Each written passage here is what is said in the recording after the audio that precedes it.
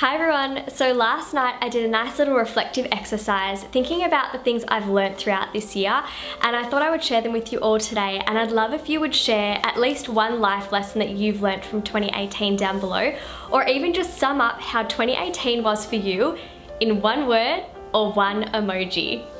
Alright, so I've picked 10 life lessons that I'm going to share today from 2018, so here we go.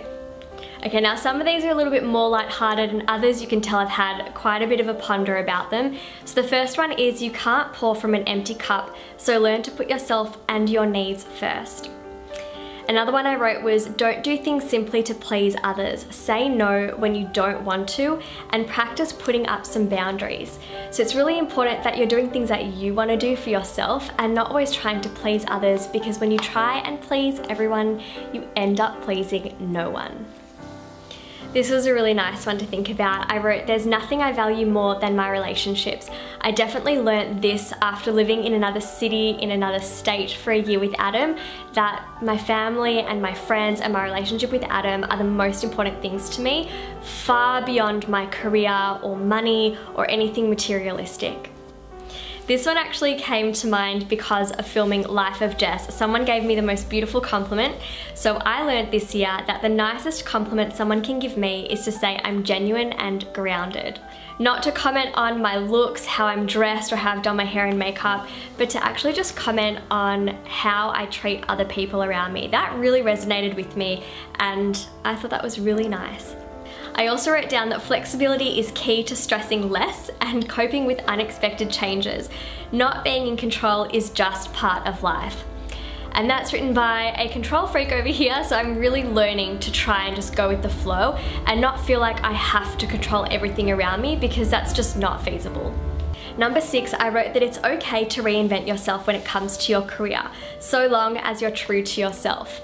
I've definitely felt like I was in a transitional phase for a while in my career, and I've really tried to just be open-minded with the things I see myself doing in the future, because I loved acting and working on a documentary series, working in film. I also really like talking about topics in addition to study skills like work-life balance and confidence and wellness.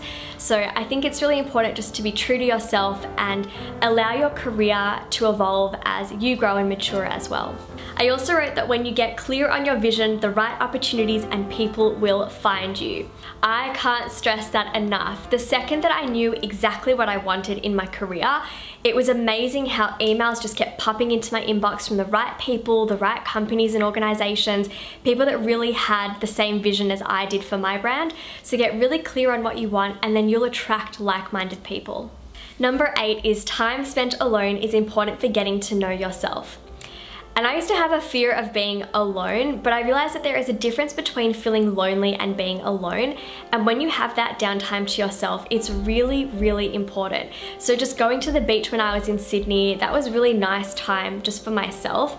And I definitely had plenty of downtime in Sydney because it was just Adam and I. So I really did have more than enough time by myself. If anything, maybe it was a bit too much though. So now I'm back in Melbourne. Next is living in another city is an invaluable experience, but it can also be really hard. Need I say more, because I think that that ties into the previous life lesson.